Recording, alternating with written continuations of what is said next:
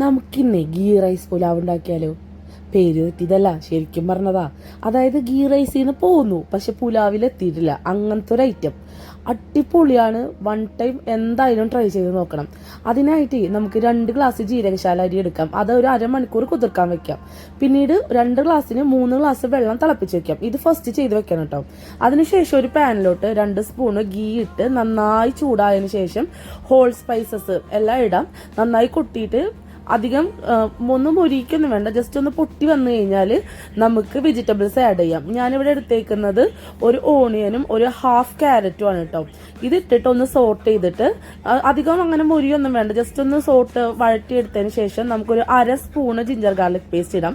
അതൊന്ന് പച്ചമണം മാറി വരുമ്പോൾ നമുക്ക് ഗ്രീൻ പീസും നമ്മുടെ സ്വീറ്റ് കോണും രണ്ടും ഫ്രോസൺ ആണ് കേട്ടോ ഇടാം. അതിലോട്ട് ഒരു മാഗി ക്യൂബ്, ഇത് ഓപ്ഷനിലാണ്, നിങ്ങൾക്ക് ചേർക്കണമെങ്കിൽ ചേർക്കാം, ഇല്ലെങ്കിൽ സ്കിപ്പ് ചെയ്യാം, കുഴപ്പമൊന്നുമില്ല.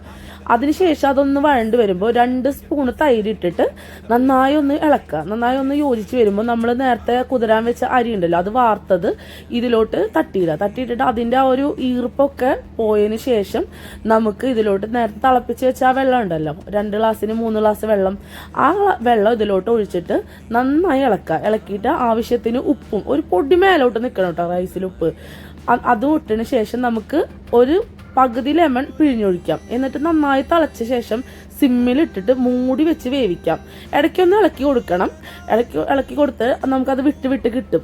അതിനുശേഷം നമുക്ക് വെന്ത് കഴിഞ്ഞാൽ അതിന് മുകളിൽ കൊറിയാണ്ടർ ലീവ്സും കൂടി വെതറി നമുക്ക് സെർവ് ചെയ്യാം. അടിപൊളിയാണ്.